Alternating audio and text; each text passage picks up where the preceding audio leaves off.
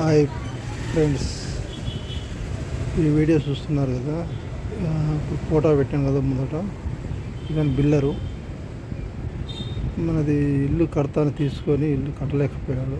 ఎందుకంటే ఆయన చాలా మటుకు ఒక్క ఇల్లు కూడా ఇల్లు కట్టలేదని తెలిసింది. ఏదైనా ఫస్ట్ మంచిగా మాట్లాడుతూ పైసలను గుంజేసుకుంటాడు, కానీ పని అయితే చేయడు. వచ్చిన దగ్గర ఒక మేస్త్రి కూడా సరిగా ఉండడు. ఎందుకంటే ఇవాళ ఉన్న మేస్త్రి రేపు ఉండడు. ఎందుకంటే మేస్త్రి రాగానే 4 రోజులు పని చేసుకుంటూ పని సతాయించి అది ఇసుకించేసి ఇలా కొడుతుంటాడు. మళ్ళీ ఏమైందంటే ఇంకా అట్లా మన నెల రోజులు ఆపుతుంటాడు. అలా చేసుకుంటూ మనది 2 years దాకా ఇట్లా కట్టేశాడు. సగంలో ఆపేసి వెళ్ళిపోయాడు. పైసలు అయితే మొత్తం ముట్టాయి, పని అయితే చేయలేదు. ఏది సరిగా ఉండదు. డోర్లు తేమంటే డోర్లు తేడు, ఏది తేడు. ఏదైనా ఏదోడు మనకు ఏదోడు చెప్పేస్తుంటాడు. డబ్బుల కాడ అయితేనో టైట్ ఉంటుంది. ఇస్తావా సస్తావా అన్నాడు, మాట్లాడుతాడు.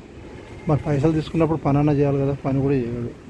ఏదైనా పనులు లేరు అంటాడు, ఏదో అంటాడు, పని మంచి చేస్తలేరని ఏదో చెప్తారు. అది ఎంత మంచి పని చేసినా కదా, పనులు తప్పని చెప్పేసి అది ఏదో చేసేసి అలా కొడుతుంటాడు. డబ్బులు ఇచ్చేస్తే క్లియర్గా పని నీట్గానే చేస్తారు. పనికి పైసలు ఇవ్వక ఏంటంటే మనం ఏదో పిచ్చర్లో చేస్తేందుకు పైసలు ఇవ్వకుండా లేరు, అది చేస్తలేరు, సతాయిస్తురని అలా కొడతా ఉంటాడు.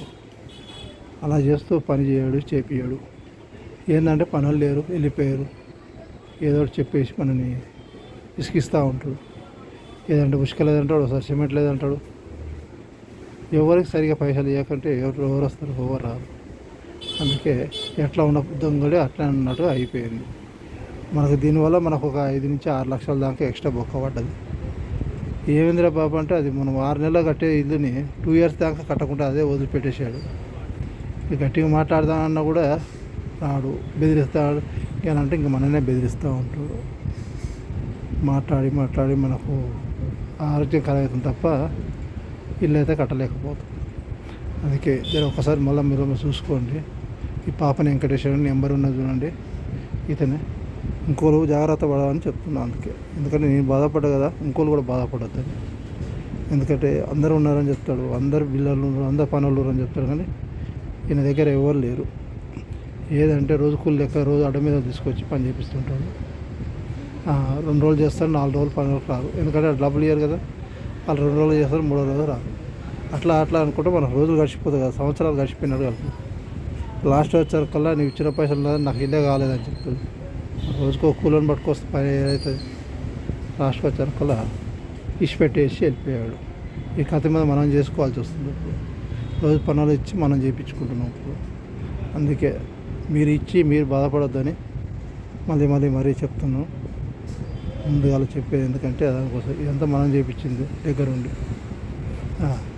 అది చేసేత కాక పక్క జరిగితే దగ్గరుండి మనం చేసుకోవచ్చు.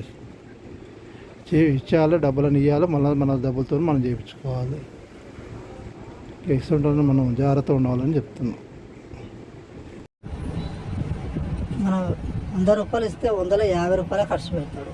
ఆ 50 రూపాయలు ఖర్చు పెడుతుందుకే నెలలు గడిచిపోతుంది. అది ఏంద్రా బాబు అంటే ఇదే ఇట్లే అంటాడు. మనం సరిగా లేరు. అది 100 రూపాయలు ఇస్తే 100 రూపాయలు చేయక 50 రూపాయలు చేస్తాడు. 50 రూపాయలతో మళ్ళీ గొడవ చేస్తాడు. పైసలు ఇచ్చేసరి అయిపోయినాయి, మళ్ళీ డబ్బులు ఇవ్వాలి. అలానే మనం సతాయించుకుంటా సగం చేసేసి వెళ్ళిపోయాడు. అది మొత్తం మనం డబ్బులతో ఎక్స్ట్రా డబ్బులతో ఎక్స్ట్రా 6 లక్షల దాకా చూసారా. ఈ గేట్ చూడు ఎలా పెట్టాడు. మరి మూస్తే గేట్ అట్లా అవుతుంటారు. ఏమంటే నేను ఇచ్చిన పైసలకి ఇంతకన్నా మంచి గేట్ వస్తుంది అంటాడు. తీసుకుంటే అప్పుడు మనకు అన్నీ చూపిస్తుంటాడు. ఇది పెడతా అది పెడతా అని. ఆ డోర్లో కూడా మేము డోర్లు వేస్తా అని చెప్తాడు. డోర్లు తేడు. ఏదంటే నీకు ఇచ్చిన పైసలతో అంతకన్నా మంచిది రాదు. ఎందుకంటే పైసలన్నీ తీసుకుంటారు కదా, గట్టిగా మాట్లాడలేము. తర్వాత ఎంత మాట్లాడినా కూడా రాదు, ఇష్టం చేస్తాను లేదు. నువ్వు చేస్తే చేస్తే మాట్లాడుతుంది. ఇదే వెంకటేష్, పాపరి వెంకటేష్.